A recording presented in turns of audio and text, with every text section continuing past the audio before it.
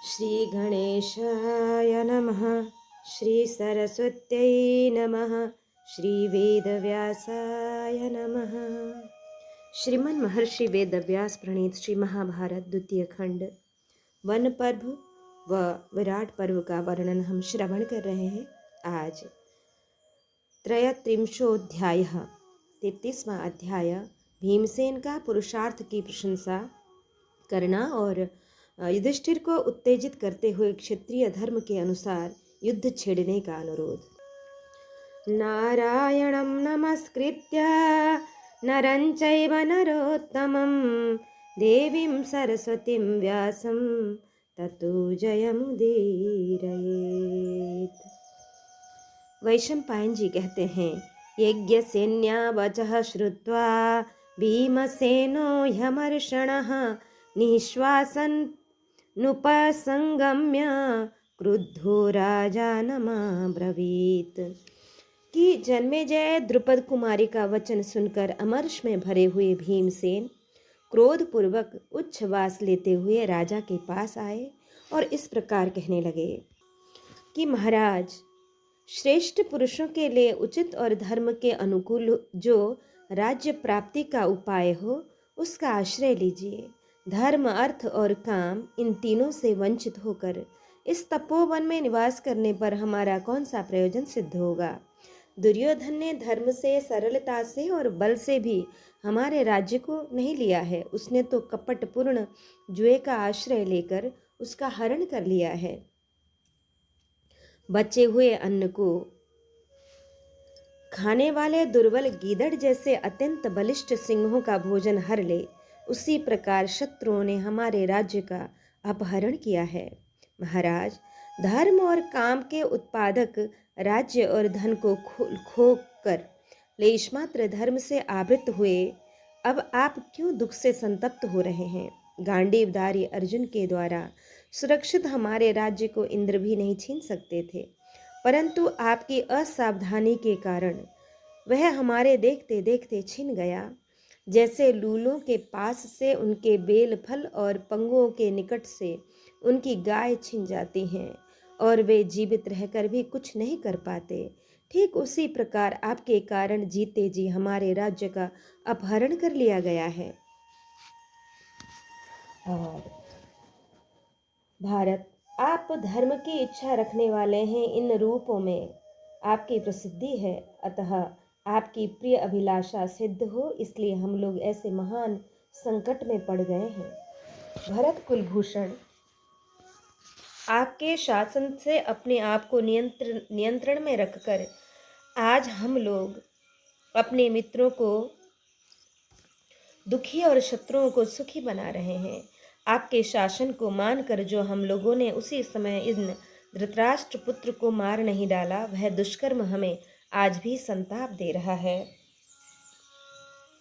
राजन, मृगों के समान अपनी इस वनचर्या पर ही दृष्टिपात कीजिए।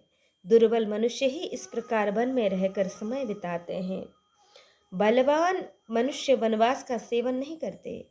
श्री कृष्ण, अर्जुन, अभिमन्यु, श्रीजय वंशी वीर, मैं और ये नकुल, सहदेव, कोई भी इस वनचर्या को पसंद नहीं करते। राजन, आप यह धर्म है, यह धर्म है ऐसा कहकर सदा व्रतों का पालन करके कष्ट उठाते रहे हैं, और कहीं ऐसा तो नहीं है कि आप वैराग्य के कारण साहस शून्य हो, नपुंसकों का सा जीवन व्यतीत करने लगे हों।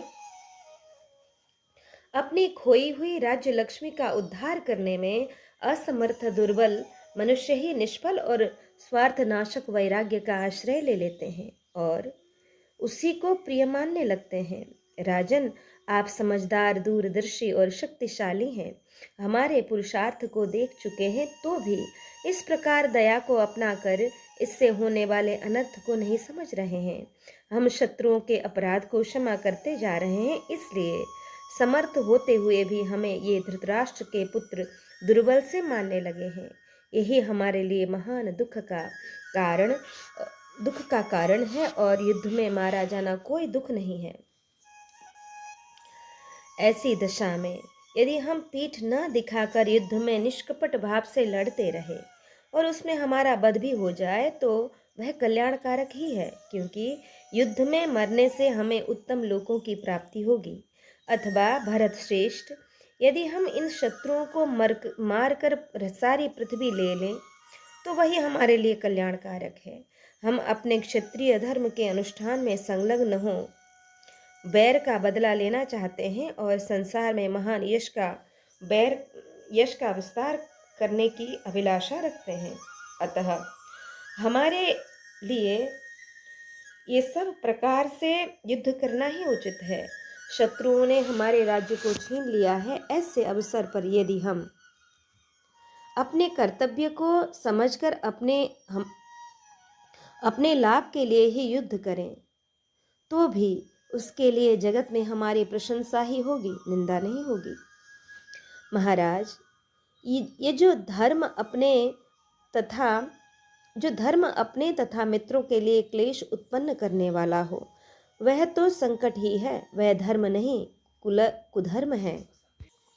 तात, जैसे मुर्दों को दुख और सुख दोनों नहीं होते, उसी प्रकार जो सर्वथा और सर्वदा धर्म में ही तत्पर रहकर उसके अनुष्ठान से दुर्बल हो गया है, उसे धर्म और अर्थ दोनों त्याग देते हैं। जिसका धर्म केवल धर्म के लिए ही होता है, वह धर्म के नाम पर केवल क्लेश उठाने वाला मानव बुद्धिमान नहीं है।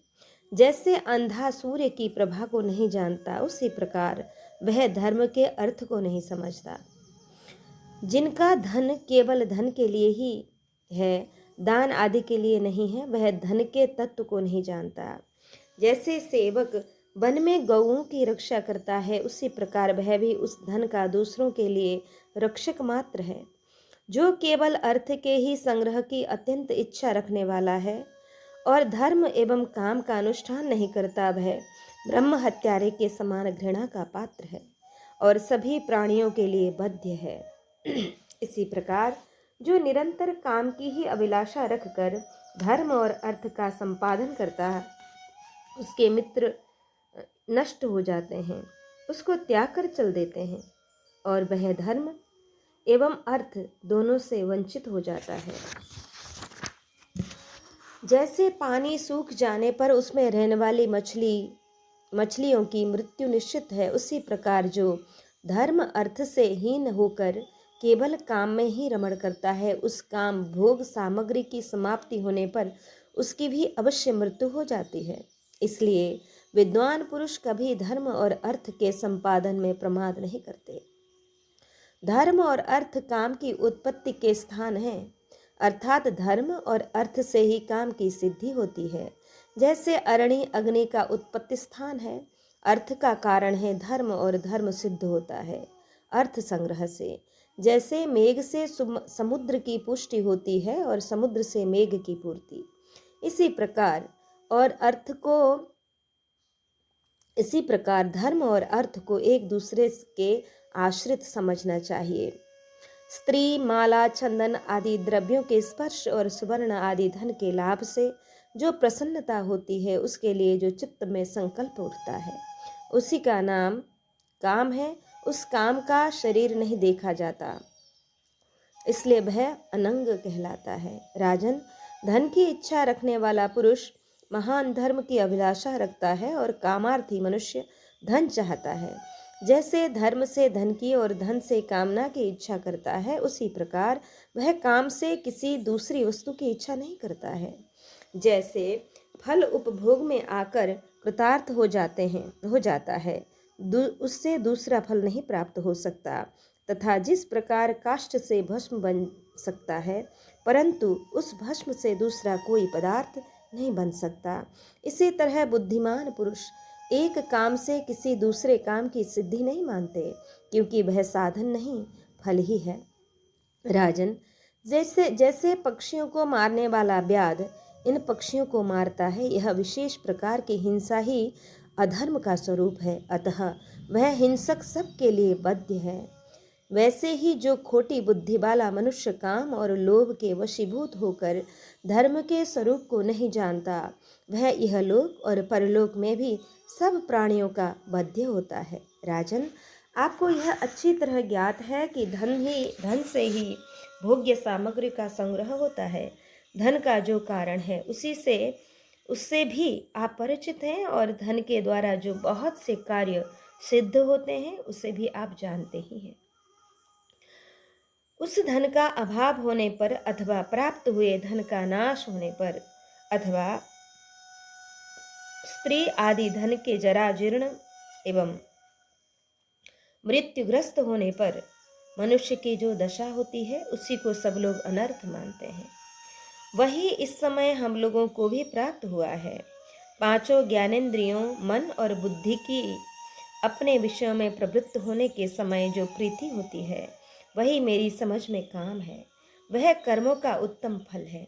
इस प्रकार धर्म अर्थ और काम तीनों को पृथक पृथक समझकर मनुष्य केवल धर्म केवल अर्थ अथवा केवल काम के ही सेवन में तत्पर न रहे, उन सब का सदा इस प्रकार सेवन करे जिससे इनमें विरोध न हो। इस विषय में शास्त्रों का यह विधान है कि दिन के पूर्व भाग में धर्म का, दूसरे भाग में अर्थ का और अंतिम भाग में काम का सेवन करना चाहिए।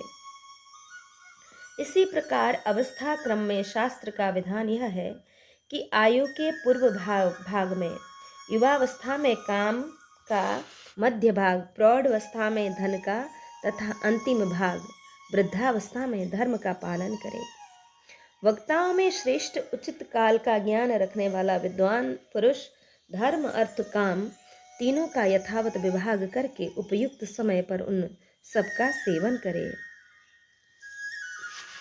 कुरुनंदन, निरतिशय सुख की इच्छा रखने वाले मुमुक्षुओं के लिए यह मोक्ष ही परम कल्याणप्रद है। राजन, इसी प्रकार लौकिक सुख की इच्छा वालों के लिए धर्म अर्थ काम रूप त्रिवर्ग की प्राप्ति ही परम श्रेय है। अतः महाराज, भक्ति और योग सहित ज्ञान का आश्रय लेकर आप शीघ्र ही या तो मोक्ष की प्राप्ति कर लीजिए अथवा धर्म अर्थ काम रूप त्रिवर्ग की प्राप्ति के उपाय का अवलंबन कीजिए। जो इन दोनों के बीच में रहता है उसका जीवन तो आर्त मनुष्य के समान दुखमय ही है। मुझे मालूम है कि आपने सदा धर्म का ही आचरण किया है, इसलिए बात को जानते हुए भी आपके हितैषी सगे संबंधी आपको धर्मयुक्त कर्म एवं पुरुषार्थ के लिए ही प्रेरित करते हैं। महाराज, इहलोक और परलोक में भी दान, यज्ञ, संतों का आदर, वेदों का स्वाध्याय और सरलता आदि ही उत्तम एवं प्रबल धर्म माने गए हैं। पुरुष सिंह, राजन, यद्यपि मनुष्य में दूसरे सभी गुण मौजूद हों तो भी यह यज्ञ आदि रूप धर्म धनहीन पुरुष के द्वारा नहीं संपादित किया जा सकता। महाराज, इस जगत का मूल कारण धर्म ही है। इस जगत में धर्म से बढ़कर दूसरी कोई वस्तु नहीं है। उस धर्म का अनुष्ठान भी महान धन से ही हो सकता है। राजन, भीख मांगने से, कायरता दिखाने से अथवा केवल धर्म में ही मन लगाए रहने से धन की प्राप्ति कदापि नहीं हो सकती। नरश्रेष्ठ, ब्राह्मण जिस याचना के द्वारा कार्य सिद्धि कर लेता है वह तो आप कर नहीं सकते, क्योंकि क्षत्रिय के लिए उसका निषेध है। अतः आप अपने तेज के द्वारा ही धन पाने का प्रयत्न कीजिए। क्षत्रिय के लिए न तो भीख मांगने का विधान है और न वेश्य और शूद्र की जीविका करने का ही। उसके लिए तो बल और उत्साह ही विशेष धर्म है। पार्थ, अपने धर्म का आश्रय लीजिए, प्राप्त हुए शत्रुओं का वध कीजिए। मेरे तथा अर्जुन के द्वारा धृतराष्ट्र पुत्र रूपी जंगल को कटवा डालिए। मनीषी विद्वान दानशीलता को ही धर्म कहते हैं, अतः आप दानशीलता को ही प्राप्त कीजिए। आपको इस दयनीय अवस्था में नहीं रहना चाहिए। महाराज, आप सनातन धर्म को जानते हैं। आप कठोर कर्म करने वाले क्षत्रिय कुल में उत्पन्न हुए हैं, जिससे सब लोग भयभीत रहते हैं। अतः अपने स्वरूप और कर्तव्य की ओर ध्यान दीजिए। जब आप राज्य लक्ष्मी प्राप्त कर लेंगे उस समय प्रजा पालन रूप धर्म से आपको जिस पुण्य फल की प्राप्ति होगी वह आपके लिए गर्हित नहीं होगा। महाराज, विधाता ने आप जैसे क्षत्रिय का यही सनातन धर्म नियत किया है। पार्थ, उस धर्म से हीन होने पर तो संसार में आप उपहास के पात्र हो जाएंगे। मनुष्यों का अपने धर्म से भ्रष्ट होना कुछ प्रशंसा की बात नहीं है। कुरुनंदन, अपने हृदय को क्षत्रियोचित उत्साह में भरकर मन की इस शिथिलता को दूर करके पराक्रम का आश्रय ले आप एक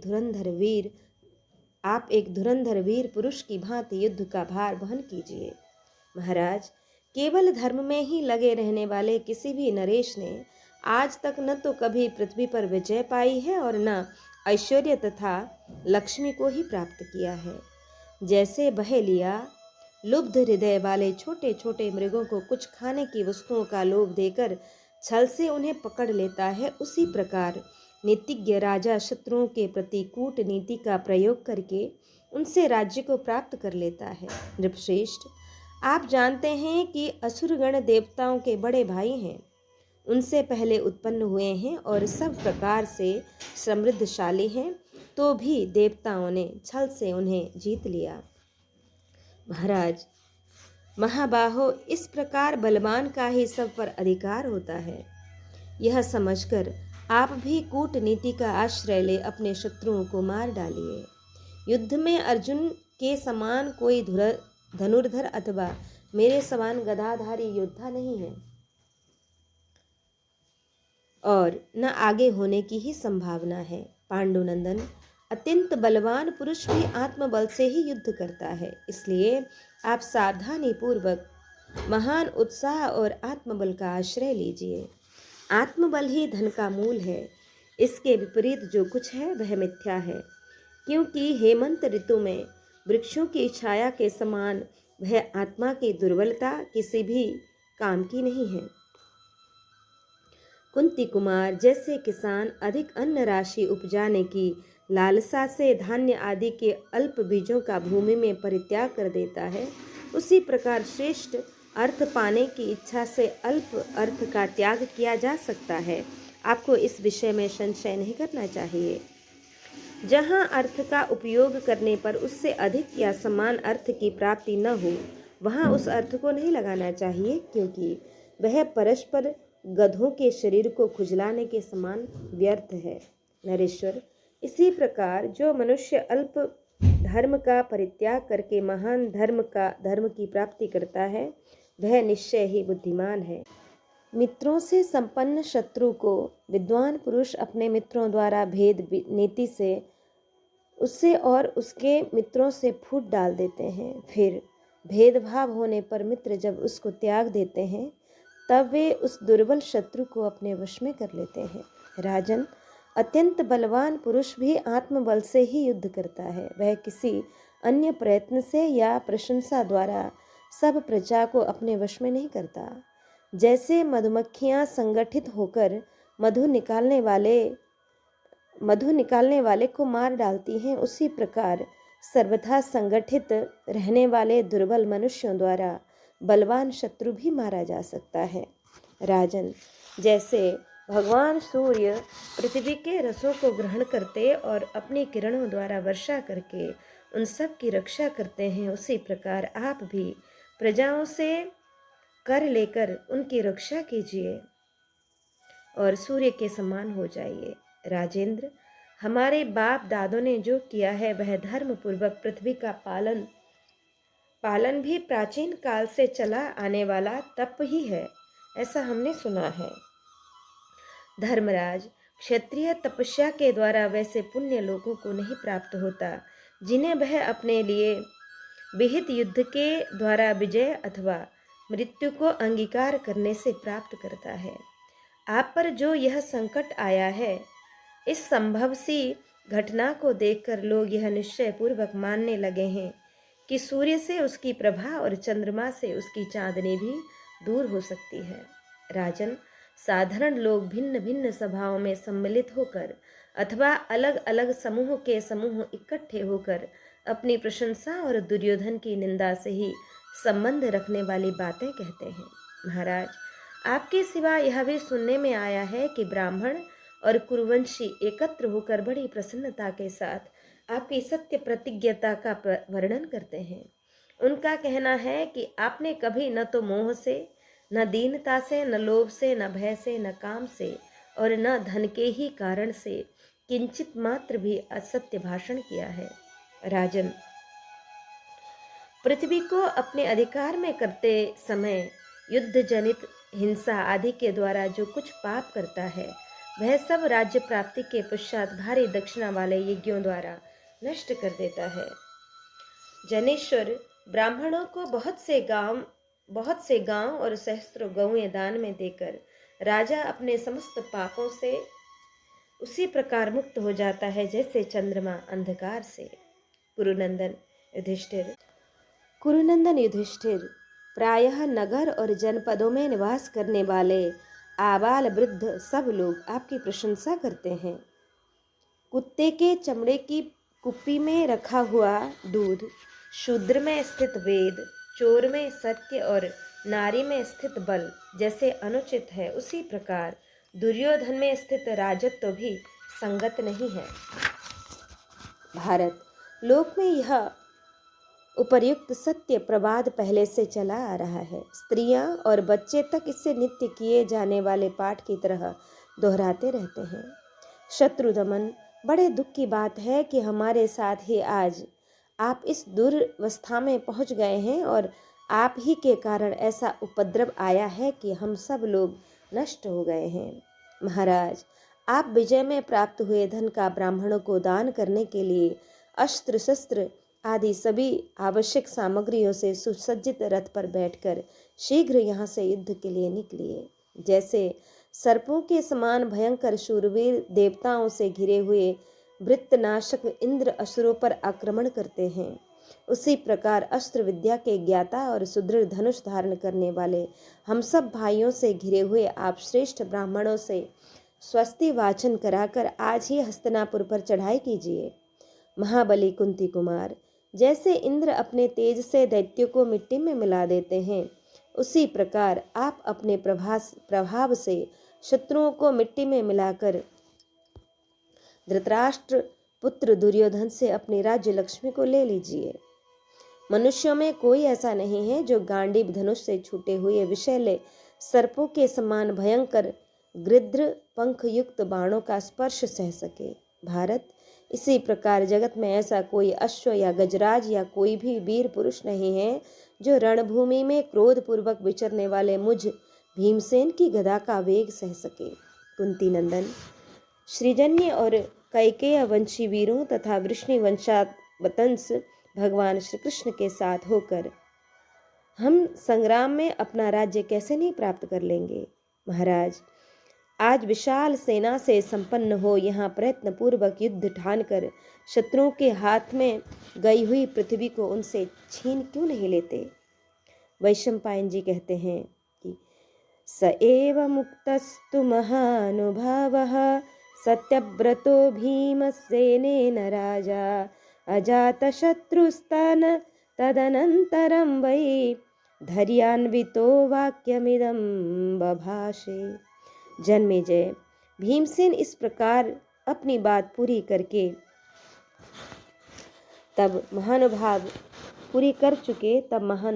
सत्य प्रतिज्ञ एवं अजात शत्रु राजा युधिष्ठिर ने धैर्यपूर्वक उनसे यह बात कही। युधिष्ठिर बोले, भरत कुलनंदन, तुम मुझे पीड़ा देते हुए अपने बागबाणों द्वारा मेरे हृदय को विदीर्ण कर रहे हो। यह निस्संदेह ठीक ही है। मेरे प्रतिकूल होने पर भी इन बातों के लिए मैं तुम्हारी निंदा नहीं करता, क्योंकि मेरे ही अन्याय से तुम लोगों पर यह विपत्ति आई है। उन दिनों धृतराष्ट्र पुत्र दुर्योधन के हाथ से उसके राष्ट्र तथा राजपद का अपहरण होने के कारण अपहरण करने की इच्छा रखकर ही मैं द्युत क्रीड़ा में प्रवृत्त हुआ था, किंतु उस समय धूर्त जुआरी सुबल पुत्र शकुनी दुर्योधन के लिए उसकी ओर से मेरे विपक्ष में आकर जुआ खेलने लगा। भीमसेन पर्वतीय प्रदेश का निवासी शकुनी बड़ा मायावी है। उसने द्युत सभा में पासे फेंककर अपनी माया द्वारा मुझे जीत लिया। क्योंकि मैं माया नहीं जानता था, इसलिए मुझे यह संकट देखना पड़ा। शकुनी के सम और विषम सभी पासों को उसकी इच्छा के अनुसार ही ठीक ठीक पढ़ते देखकर यदि अपने मन को जुए की ओर से रोका जा सकता तो यह अनर्थ न होता, परंतु क्रोधावेश मनुष्य के धैर्य को नष्ट कर देता है, इसलिए मैं जुए से अलग न हो सका। तात भीमसेन, किसी विषय में आसक्त हुए चित्त को पुरुषार्थ, अभिमान अथवा पराक्रम से नहीं रोका जा सकता, अर्थात उसे रोकना बड़ा कठिन है। अतः मैं तुम्हारी बातों के लिए बुरा नहीं मानता। मैं समझता हूँ वैसी ही भवितव्य थी।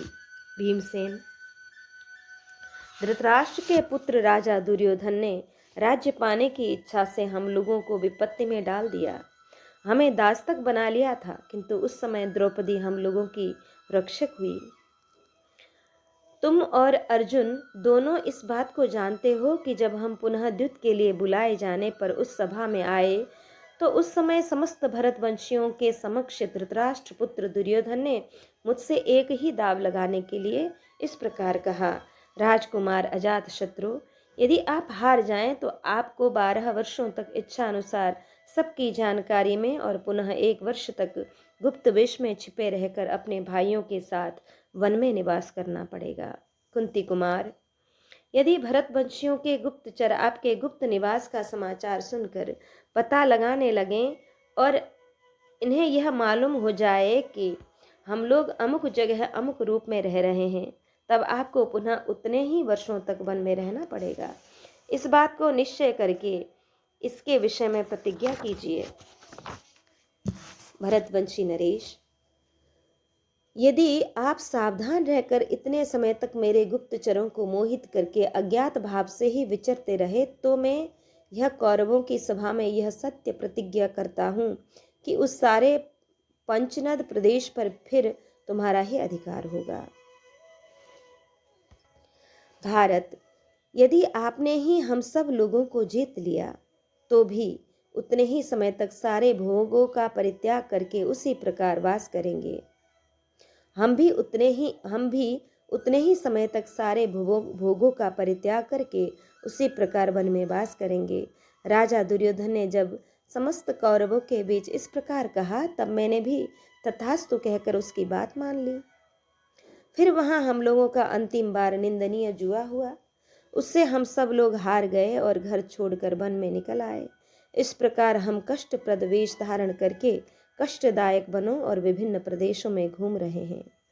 उधर दुर्योधन भी शांति की इच्छा न रखकर और भी क्रोध के वशीभूत हो गया और उसने हमें तो कष्ट में डाल दिया और दूसरे समस्त कौरवों को जो उसके वश में होकर उसका अनुसरण कर रहे हैं देश शासक और दुर्ग रक्षक आदि ऊंचे पदों पर प्रतिष्ठित कर दिया है।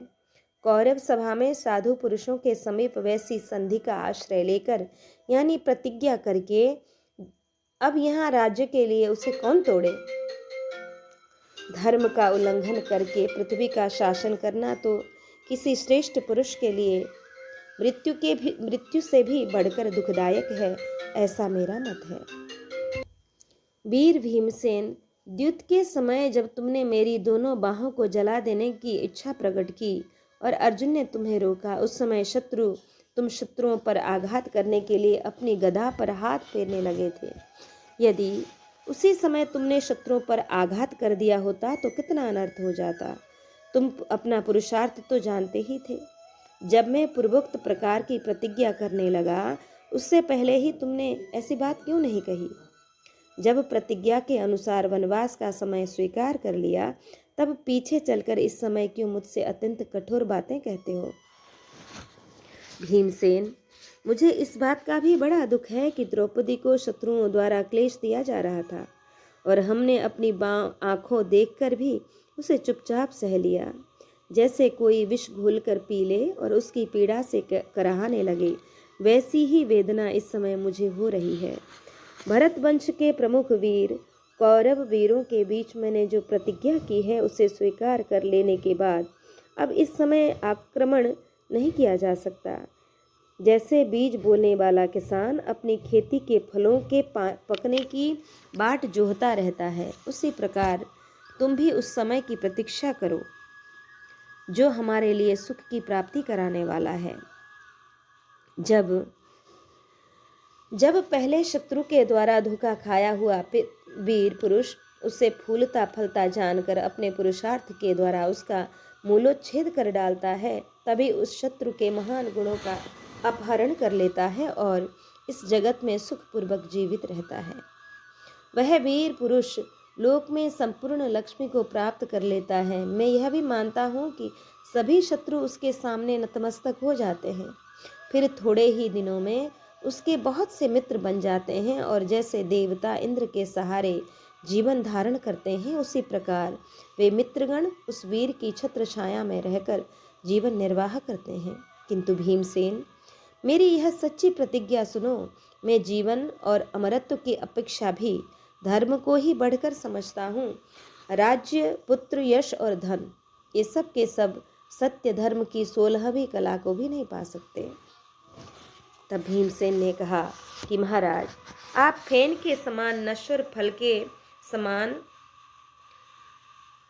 और पतनशील तथा काल के बंधन में बंधे हुए मरण धर्मा मनुष्य हैं, तो भी आपने सबका अंतः और संहार करने वाले बाण के समान वेगवान, अनंत, अप्रमेय एवं जलस्रोत के समान प्रवाहशील लंबे काल को बीच में देकर दुर्योधन के साथ संधि करके उस काल को अपनी आंखों के सामने आया हुआ मानते हैं। किंतु कुंती कुमार सलाई से थोड़ा थोड़ा करके उठाए जाने वाले अंजन चूर्ण सूरमे की भांति एक एक निमेष में जिसकी आयु क्षीण हो रही है, वह क्षणभंगुर मानव समय की प्रतीक्षा क्या कर सकता है? अवश्य ही जिसकी आयु की कोई माप नहीं है, अथवा जो आयु की निश्चित संख्या को जानता है, तथा जिसने सब कुछ प्रत्यक्ष देख लिया है, वही समय की प्रतीक्षा कर सकता है। राजन, 13 वर्ष तक हमें जिसकी प्रतीक्षा करनी है, वह काल हमारी आयु को छीण करके हम सबको मृत्यु के निकट पहुंचा देगा। देहधारियों की मृत्यु सदा उसके शरीर में ही निवास करती है, अतः मृत्यु के पहले ही हमें राज्य प्राप्ति के लिए चेष्टा करनी चाहिए। जिसका प्रभाव छिपा हुआ है वह भूमि के लिए भार रूप ही है, क्योंकि वह जनसाधारण में ख्याति नहीं प्राप्त कर सकता। वह बैर का प्रतिशोध न लेने के कारण बैल की भांति दुख उठाता रहता है। जिसका बल और उद्यम बहुत कम है, जो बैर का बदला नहीं ले सकता, उस पुरुष का जन्म अत्यंत घृणित है। मैं तो उसके जन्म को निष्फल मानता हूँ। महाराज, आपकी दोनों भुजाएं सुवर्ण की अधिकारिणी हैं। आपकी कीर्ति राजा पृथु के समान है। आप युद्ध में शत्रु का संहार करके अपने बाहुबल से उपार्जित धन का उपभोग कीजिए। शत्रु दमन नरेश, यदि मनुष्य अपने को धोखा देने वाले शत्रु का वध करके तुरंत ही नरक में पड़ जाए, तो उसके लिए वह नरक ही भी स्वर्ग के तुल्य है। अमर्ष में जो संताप होता है, वह आग से भी बढ़कर जलाने वाला है, जिससे संतप्त होकर मुझे न तो रात में नींद आती है और न दिन में। ये हमारे भाई अर्जुन धनुष की प्रत्यंचा खींचने में सबसे श्रेष्ठ हैं, परंतु ये भी निश्चय ही अपनी गुफा में दुखी होकर बैठे हुए सिंह की भांति सदा अत्यंत संतप्त होते रहते हैं। जो अकेले ही संसार के समस्त धनुर्धर वीरों का सामना कर सकते हैं, वे ही अर्जुन महान गजराज की भांति अपने मानसिक क्रोध जनित संताप को किसी प्रकार रोक रहे हैं। नकुल, सहदेव तथा वीर पुत्रों को जन्म देने वाली हमारी बूढ़ी माता कुंती, ये सबके सब आपका प्रिय करने की इच्छा रखकर ही मूर्खों और गूंगों की भांति चुप रहते हैं। आपके सभी बंधु बांधव और श्रृंजय वंशी योद्धा भी आपका प्रिय करना चाहते हैं। केवल हम दो व्यक्तियों को ही विशेष कष्ट है। एक तो मैं संतप्त होता हूँ और दूसरी प्रतिबिंद की माता द्रौपदी। मैं जो कुछ कहता हूँ वह सबको प्रिय है। हम सब लोग संकट में पड़े हैं और सभी युद्ध का अभिनंदन करते हैं। राजन, इससे बढ़कर अत्यंत दुखदायिनी विपत्ति और क्या होगी कि नीच और दुर्बल शत्रु हम बलवानों का राज्य छीनकर उसका उपभोग कर रहे हैं। परंतप युधिष्ठिर, आप शील स्वभाव के दोष और कोमलता से एवं दया भाव से युक्त होने के कारण इतने क्लेश सह रहे हैं, परंतु महाराज, इसके लिए आपकी कोई प्रशंसा नहीं करता। राजन, आपकी बुद्धि अर्थ ज्ञान से रहित वेदों के अक्षर मात्र को रटने वाले मंद बुद्धि श्रोत्रिय की तरह केवल गुरु की वाणी का अनुसरण करने के कारण नष्ट हो गई है। यह तात्विक अर्थ को समझने या समझाने वाली नहीं है। आप दयालु ब्राह्मण रूप हैं, पता नहीं क्षत्रिय कुल में कैसे आपका जन्म हो गया है, क्योंकि क्षत्रिय योनियों में तो प्रायः क्रूर बुद्धि के ही पुरुष उत्पन्न होते हैं। महाराज, आपने राजधर्म का वर्णन तो सुना ही होगा। जैसा मनुजी ने कहा है, फिर क्रूर मायावी हमारे हित के विपरीत आचरण करने वाले तथा अशांत चित्त वाले दुरात्मा धृतराष्ट्र पुत्रों का अपराध आप क्यों क्षमा करते हैं? पुरुष सिंह, आप बुद्धि, पराक्रम, शास्त्र ज्ञान तथा उत्तम कुल से संपन्न होकर भी जहाँ कुछ काम करना है वहाँ अजगर की भांति चुपचाप क्यों बैठे हैं?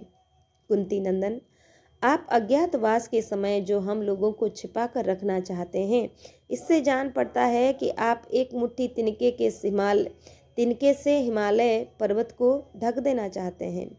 पार्थ, आप इस भूमंडल में विख्यात हैं। जैसे सूर्य आकाश में छिपकर नहीं रह सकते, उसी प्रकार आप भी कहीं छिपे रहकर अज्ञातवास का नियम नहीं पूरा कर सकते। जहाँ जल की अधिकता हो, ऐसे प्रदेश में शाखा, पुष्प और पत्तों से सुशोभित विशाल शाल वृक्ष के समान अथवा श्वेत गजराज ऐरावत के सदृश ये अर्जुन कहीं भी अज्ञात कैसे रह सकेंगे? कुंती कुमार, ये दोनों भाई बालक नकुल सहदेव सिंह के समान पराक्रमी हैं। ये दोनों कैसे छिपकर विचर सकेंगे? पार्थ, यह वीर जननी पवित्र कीर्ति राजकुमारी द्रौपदी सारे संसार में विख्यात है। भला यह अज्ञातवास के नियम कैसे निभा सकेगी? महाराज, मुझे भी प्रजा वर्ग के बच्चे तक पहचानते हैं। जैसे मेरू पर्वत को छिपाना असंभव है, उसी प्रकार मुझे अपनी अज्ञातचर्या भी संभव नहीं दिखाई देती। राजन, इसके सिवा एक बात और है कि हम लोगों ने भी बहुत से राजाओं तथा राजकुमारों को उनके राज्य से निकाल दिया है। वे सब आकर राजा धृतराष्ट्र से मिल गए होंगे। हमने जिनको राज्य से वंचित किया अथवा निकाला है, वे कदापि हमारे प्रति शांत भाव नहीं धारण कर सकते। अवश्य ही दुर्योधन का प्रिय करने की इच्छा रखकर वे राजा लोग भी हम लोगों को धोखा देना उचित समझकर हम लोगों की खोज करने के लिए बहुत से छिपे हुए गुप्तचर नियुक्त करेंगे और पता लग जाने पर हम लोगों पर बड़ा भारी भय उपस्थित हो जाएगा। हमने अब तक वन में ठीक ठीक 13 महीने व्यतीत कर लिए हैं। आप इन्हीं को परिणाम में 13 वर्ष समझ लीजिए। मनीषी गुरु पुरुषों का कहना है कि मास संवत्सर का प्रतिनिधि है। जैसे पूती का सोमलता के स्थान पर यज्ञ में काम देती है, उसी प्रकार आप इन 13 मासों को ही 13 वर्षों का प्रतिनिधि स्वीकार कर लीजिए। राजन, अथवा अच्छी तरह बोझ ढोने वाली उत्तम बैल को भरपेट भोजन दे देने पर इस पाप से आपको छुटकारा मिल सकता है। अतः महाराज, आप शत्रुओं का वध करने का निश्चय कीजिए, क्योंकि समस्त क्षत्रियों के लिए युद्ध से बढ़कर दूसरा कोई धर्म नहीं है। वैशंपायन जी कहते हैं कि जन्मेजय भीमसेन की बात सुनकर शत्रुओं को संताप देने वाले पुरुष सिंह कुंती पुत्र युधिष्ठिर लंबी सांस लेकर मन ही मन विचार करने लगे। मैंने राजाओं के धर्म एवं वर्णों के सुनिश्चित सिद्धांत भी सुने हैं, परंतु जो भविष्य और वर्तमान दोनों पर दृष्टि रखता है वही यथार्थदर्शी है। धर्म की श्रेष्ठ गति अत्यंत दुर्बोध है। उसे जानता हुआ भी मैं कैसे बलपूर्वक मेरू पर्वत के समान महान उस धर्म का मर्दन करूं? इस प्रकार 2 घड़ी तक विचार करने के पश्चात अपने को क्या करना है इसका निश्चय करके युधिष्ठिर ने भीमसेन से अविलंब यह बात कही। एवमेतन् महाबाहो यथा वदसि भारतः इदमन्यत् समादस्त्वं वाच्यं मे वाक्य कोविदः। कि महाबाहु भरत कुल तिलक वाक्य विशारद भीम, तुम जैसा कह रहे हो वह ठीक है, तथापि मेरी यह दूसरी बात भी मानो। भरत नंदन भीमसेन, जो महान पापमय कर्म केवल साहस के भरोसे आरंभ किए जाते हैं वे सभी कष्टदायक होते हैं। महाबाहो, अच्छी तरह से सलाह और विचार करके पूरा पराक्रम प्रकट करते हुए सुंदर रूप से जो कार्य किए जाते हैं वे सफल होते हैं और उसमें दैव भी अनुकूल हो जाता है। तुम स्वयं बल के घमंड से उत्तम हो, जो केवल चपलतावश स्वयं ही युद्ध रूपी कार्य को अभी आरंभ करने के योग्य मान रहे हो, उसके विषय में मेरी बात सुनो। भूरिश्रवा, शल, पराक्रमी जलसंध, भीष्म, द्रोण, कर्ण, बलवान अश्वत्थामा तथा सदा के आतताई दुर्योधन आदि दुर्धर्ष धृतराष्ट्र पुत्र ये सभी अस्त्र विद्या के ज्ञाता हैं। एवं हमने जिन राजाओं तथा भूमिपालों को युद्ध में कष्ट पहुंचाया है वे सभी कौरव पक्ष में मिल गए हैं और उधर ही उनका स्नेह हो गया है। भारत, वे दुर्योधन के हित में ही संलग्न होंगे। हम लोगों के प्रति उनका वैसा सद्भाव नहीं हो सकता। उनका खजाना भरा पूरा है और वे सैनिक शक्ति से भी संपन्न हैं, अतः वे युद्ध छिड़ने पर हमारे विरुद्ध ही प्रयत्न करेंगे। मंत्रियों और पुत्रों के सहित कौरव सेना के सभी सैनिकों को दुर्योधन की ओर से पूरे वेतन और सब प्रकार की उपभोग सामग्री का वितरण किया गया है। इतना ही नहीं, दुर्योधन ने उन वीरों का विशेष आदर सत्कार भी किया है, अतः मेरा यह विश्वास है कि वे उसके लिए संग्राम में हंसते हंसते प्राण दे देंगे। महाबाहो, यद्यपि पितामह भीष्म, आचार्य द्रोण तथा महामना कृपाचार्य का आंतरिक स्नेह धृतराष्ट्र के पुत्रों तथा हम लोगों पर एक सा ही है, तथापि वे राजा दुर्योधन का दिया हुआ अन्न खाते हैं, अतः उसका ऋण अवश्य चुकाएंगे, ऐसा मुझे प्रतीत होता है। युद्ध छिड़ने पर वे भी दुर्योधन के पक्ष से ही लड़कर अपने दुस्तेज प्राणों का भी परित्याग कर देंगे। वे सबके सब दिव्यास्त्रों के ज्ञाता और धर्मपरायणा हैं। मेरी बुद्धि में तो यहाँ तक आता है कि इंद्र आदि संपूर्ण देवता भी उन्हें परास्त नहीं कर सकते। उस पक्ष में महारथी कर्ण भी है, जो हमारे प्रति सदा अमर्ष और क्रोध से भरा रहता है। वह सब अस्त्रों का ज्ञाता, अजेय तथा अविद्य कवच से सुरक्षित है। इन समस्त वीर पुरुषों को युद्ध में परास्त किए बिना तुम अकेले दुर्योधन को नहीं मार सकते। वृकोदर, सूत पुत्र कर्ण के हाथों की फुर्ती समस्त धनुर्धरों से बढ़ चढ़कर है। उसका स्मरण करके मुझे अच्छी तरह नींद नहीं आती है।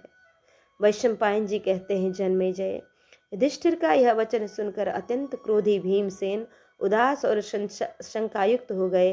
फिर उनके मुंह से कोई बात नहीं निकली। दोनों पांडवों में इस प्रकार बातचीत हो ही रही थी कि महायोगी सत्यवती नंदन व्यास वहां आ पहुंचे। पांडवों ने उठकर उनकी अगवानी की और यथायोग्य पूजन किया।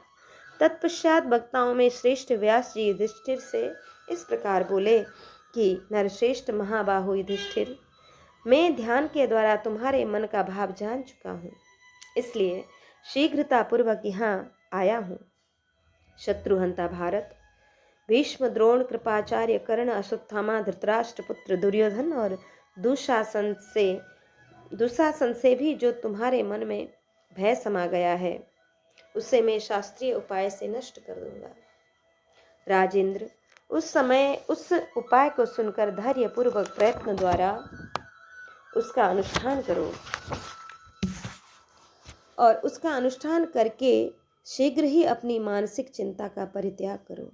तदंतर प्रवचन कुशल पराशर नंदन व्यास जी युधिष्ठिर को एकांत में ले गए और उनसे यह युक्ति युक्त वचन बोले। भरत श्रेष्ठ, तुम्हारे कल्याण का सर्वश्रेष्ठ समय आया है, जिससे धनुर्धर अर्जुन युद्ध में शत्रुओं को पराजित कर देंगे। मेरी दी हुई इस प्रतिस्मृति नामक विद्या को ग्रहण करो, जो मूर्तिमती सिद्धि के समान है। तुम मेरे शरणागत हो, इसलिए मैं तुम्हें इस विद्या का उपदेश करता हूँ, जिससे तुमने पाकर महाबाहु अर्जुन अपना सब कार्य सिद्ध करेंगे। पांडुनंदन, यह अर्जुन दिव्यास्त्रों की प्राप्ति के लिए देवराज इंद्र, रुद्र, वरुण, कुबेर तथा धर्मराज के पास जाएं। ये सभी समस्या और पराक्रम से देवताओं को प्रत्यक्ष देखने में समर्थ होंगे। भगवान नारायण जिनके सखा हैं, वे पुरातन महर्षि महातेजस्वी नर ही अर्जुन हैं। सनातन देव अजय विजयशील तथा अपनी मर्यादा से कभी च्युत न होने वाले हैं। महाबाहु अर्जुन इंद्र रुद्र तथा अन्य लोकपालों के दिव्यास्त्र प्राप्त करके महान कार्य करेंगे।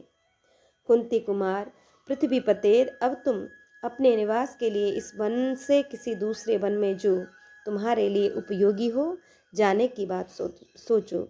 एक ही स्थान पर अधिक दिनों तक रहना प्रायः रुचिकर नहीं होता। इसके सिवा यहाँ तुम्हारा चिर निवास समस्त तपस्वी महात्माओं के लिए तप में विघ्न पड़ने के कारण उद्वेग का कारण होगा। यहाँ के हिंसक पशुओं के उपयोग मारने का काम हो चुका है तथा तुम बहुत से वेद वेदांगों के पारगामी विद्वान ब्राह्मणों का भरण पोषण करते हो और हवन करते हो, इसलिए यहाँ लता गुल्म और औषधियों का क्षय हो गया है। वैशंपायन जी कहते हैं, जन्मेजय, ऐसा कहकर लोक तत्व के ज्ञाता एवं शक्तिशाली योगी परम बुद्धिमान सत्यवती नंदन भगवान व्यास जी ने अपनी शरण में आए हुए पवित्र धर्मराज युधिष्ठिर को उस अत्युत्तम विद्या का उपदेश किया और कुंती कुमार की अनुमति लेकर फिर वहीं अंतर्ध्यान हो गए। धर्मात्मा मेधावी संयत चित्त युधिष्ठिर ने उस वेदोक्त मंत्र को मन से धारण किया और समय समय पर सदा उसका अभ्यास करने लगे। तदंतर वे व्यास जी की आज्ञा से प्रसन्नता पूर्वक द्वैत वन से काम्य वन में चले गए, जो सरस्वती के तट पर सुशोभित है। महाराज, जैसे महर्षिगण देवराज इंद्र का अनुसरण करते हैं, वैसे ही वेदादि शास्त्रों की शिक्षा तथा अक्षर ब्रह्म तत्व के ज्ञान में निपुण बहुत से तपस्वी ब्राह्मण राजा युधिष्ठिर के साथ उस वन में गए। भरत श्रेष्ठ वहां से काम्यक वन में आकर मंत्रियों और सेवकों सहित वे महात्मा पांडव पुनः वहीं बस गए।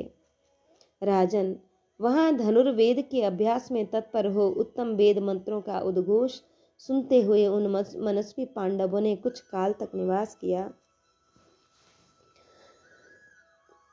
और वे प्रतिदिन हिंसक पशुओं को मारने के लिए शुद्ध शास्त्रानुकूल बाणों द्वारा शिकार खेलते थे एवं शास्त्र की विधि के अनुसार नित्य पितरों तथा देवताओं को अपना अपना भाग देते थे, अर्थात नित्य श्राद्ध और नित्य होम करते थे।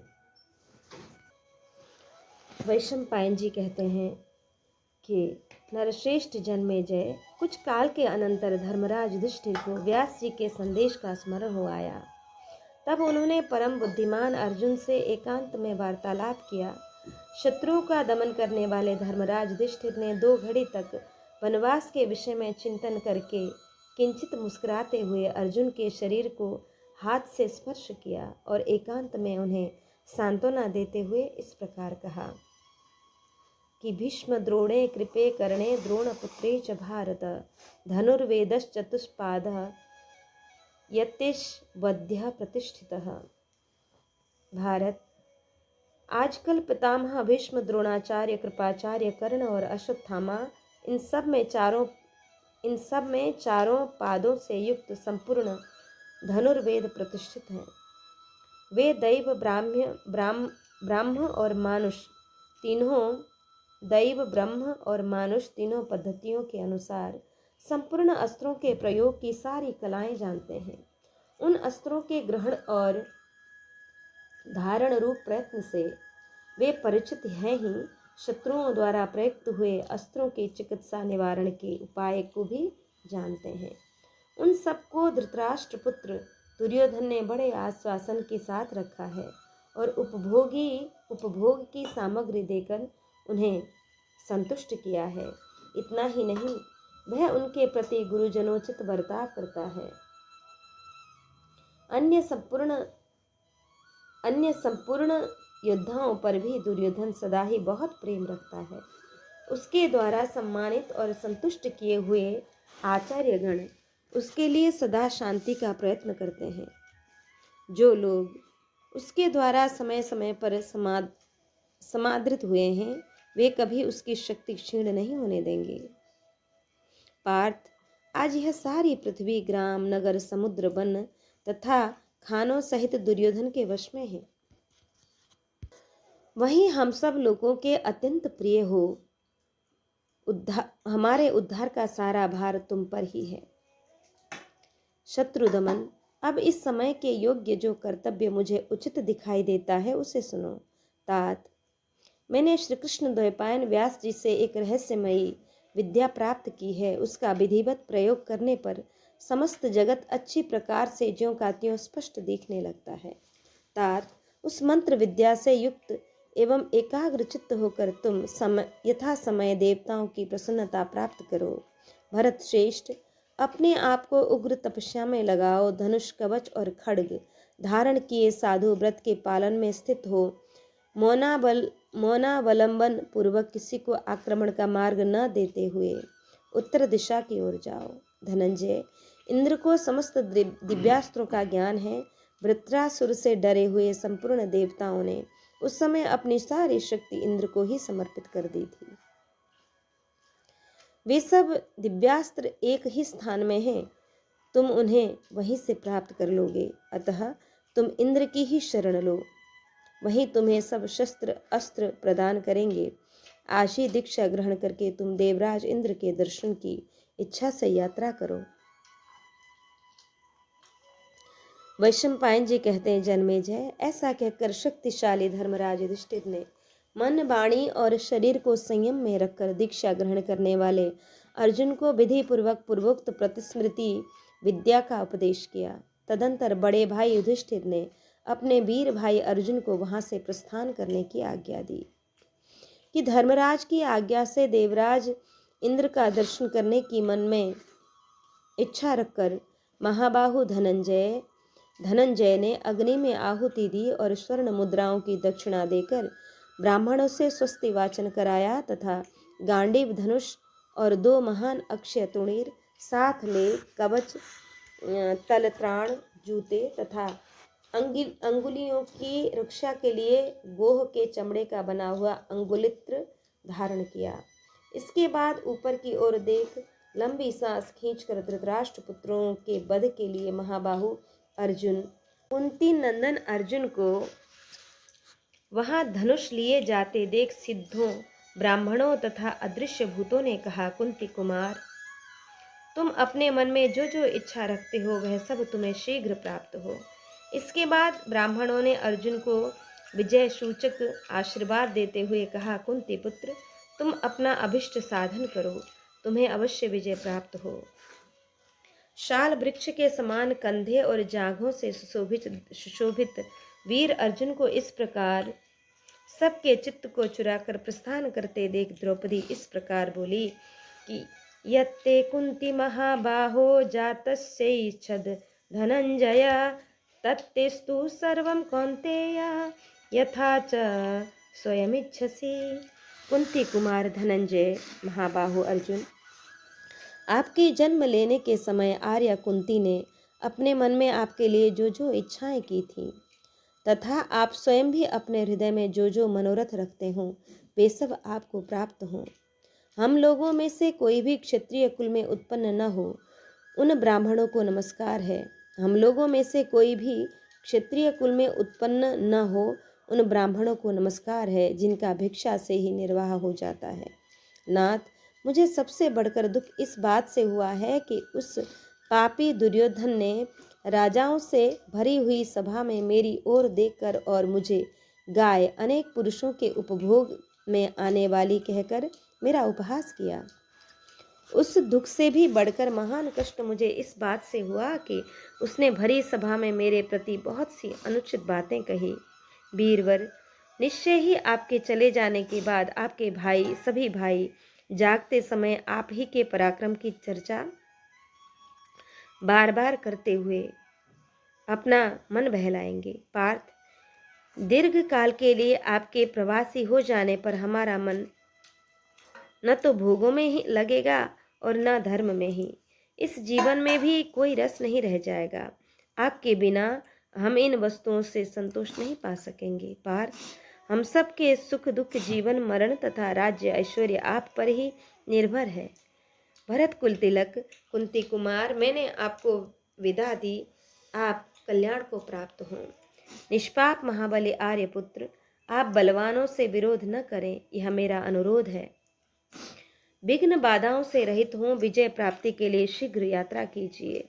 धाता और विधाता को नमस्कार है, आप कुशल और स्वस्थता पूर्वक प्रस्थान कीजिए। धनंजय, ह्रीं श्री कीर्ति द्युति पुष्टि उमा लक्ष्मी और सरस्वती, ये सब देवियां मार्ग में जाते समय आपकी रक्षा करें।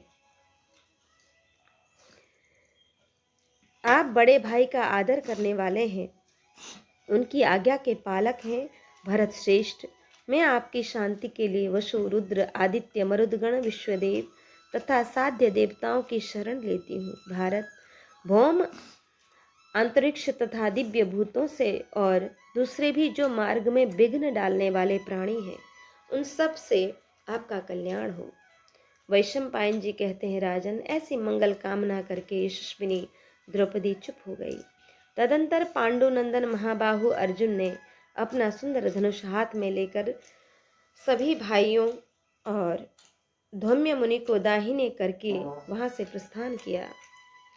महान पराक्रमी और महाबली अर्जुन के यात्रा करते समय उनके मार्ग में समस्त प्राणी दूर हट जाते थे, क्योंकि वे इंद्र से मिला देने वाली प्रतिस्मृति नामक योग विद्या से युक्त थे। परंतु अर्जुन तपस्वी महात्माओं द्वारा सेवित पर्वतों के मार्ग से होते हुए दिव्य पवित्र तथा देव सेवित हिमालय पर्वत पर जा पहुँचे। महामना अर्जुन योग युक्त होने के कारण मन के समान तीव्र वेग से चलने में समर्थ हो गए थे। अतः वे वायु के समान एक ही दिन में उस पुण्य पर्वत पर पहुंच गए। हिमालय और गंधमादन पर्वत को लांघकर उन्होंने आलस से रहित हो दिन रात चलते हुए और भी बहुत से दुर्गम स्थान को पार किया। तदंतर इंद्रकील पर्वत पर पहुंचकर अर्जुन ने आकाश में उच्च स्वर से गूंजती हुई एक वाणी सुनी, तिष्ठ, यहीं ठहर जाओ। तब वे वहीं ठहर गए। यह वाणी सुनकर पांडुनंदन अर्जुन ने चारों ओर दृष्टिपात किया। इतने में ही उन्हें वृक्ष के मूल भाग में बैठे हुए एक तपस्वी महात्मा दिखाई दिए। वे अपने ब्रह्म तेज से उद्भासित हो रहे थे। उनकी अंग कांति पिंगल वर्ण की थी, सिर पर जटा बढ़ी हुई थी और शरीर अत्यंत कृश था। उन महातपस्वी ने अर्जुन को वहां खड़े हुए देखकर पूछा, तात, तुम कौन हो, जो धनुष्मान कवच तलवार तथा दस्ताने से सुसज्जित हो क्षत्रिय धर्म का अनुगमन करते हुए यहाँ आए हो? यहाँ अस्त्र शस्त्र की आवश्यकता नहीं है। यह तो क्रोध और हर्ष को जीते हुए तपस्या में तत्पर शांत ब्राह्मणों का स्थान है। यहाँ कभी कोई युद्ध नहीं होता, इसलिए यहाँ तुम्हारे धनुष का कोई काम नहीं है। तात, यह धनुष यहीं फेंक दो, अब तुम उत्तम गति को प्राप्त हो चुके हो। वीर, ओज और तेज में तुम्हारे जैसा दूसरा कोई पुरुष नहीं है। इस प्रकार उन महर्षि ने हंसते हुए से बार बार अर्जुन से धनुष को त्याग देने की बात कही, परंतु अर्जुन धनुष न त्यागने का दृढ़ निश्चय कर चुके थे। अतः ब्रह्मर्षि उन्हें धैर्य से विचलित नहीं कर सके। तब उन ब्राह्मण देवता ने पुनः प्रसन्न होकर उनसे हंसते हुए से कहा, शत्रुसूदन, तुम्हारा भला हो, मैं साक्षात इंद्र हूँ, मुझसे कोई वर मांगो। यह सुनकर कुरुकुल रत्न शूरवीर अर्जुन ने सहस्त्र नेत्रधारी इंद्र से हाथ जोड़कर प्रणाम पूर्वक कहा, भगवान, मैं आपसे संपूर्ण अस्त्रों का ज्ञान प्राप्त करना चाहता हूँ, यही मेरा अभिष्ट मनोरथ है, अतः मुझे यही वर दीजिए। तब महेंद्र ने प्रसन्न चित्त हो हंसते हुए से कहा, धनंजय, जब तुम यहाँ तक आ पहुँचे हो तब तुम्हें अस्त्रों को लेकर क्या करना है। अब इच्छा अनुसार उत्तम लोक मांग लो, क्योंकि तुम्हें उत्तम गति प्राप्त हुई है। यह सुनकर धनंजय ने पुनः देवराज से कहा, देवेश्वर, मैं अपने भाइयों को वन में छोड़कर शत्रुओं से बैर का बदला लिए बिना लोभ अथवा कामना के वशीभूत हो न तो देवत्व चाहता हूँ, न सुख चाहता हूँ, और न सुख और न संपूर्ण देवताओं का ऐश्वर्य प्राप्त कर लेने की मेरी इच्छा है। यदि मैंने वैसा किया तो सदा के लिए संपूर्ण लोकों में मुझे महान अपयश प्राप्त होगा। अर्जुन के ऐसा कहने पर विश्व वंदित वृत्त विनाशक इंद्र ने मधुर वाणी में अर्जुन को सांत्वना देते हुए कहा कि तात, जब तुम्हें 3 नेत्रों से विभूषित त्रिशूलधारी भूतनाथ भूतनाथ भगवान शिव का दर्शन होगा, तब मैं तुम्हें संपूर्ण दिव्यास्त्र प्रदान करूंगा। कुंती कुमार, तुम उन परमेश्वर महादेव जी का दर्शन पाने के लिए प्रयत्न करो। उनके दर्शन से पूर्णतः सिद्ध हो जाओगे। उनके दर्शन से पूर्णतः सिद्ध हो जाने पर तुम स्वर्गलोक में पधारोगे। अर्जुन से ऐसा कहकर इंद्र पुनः अदृश्य हो गए।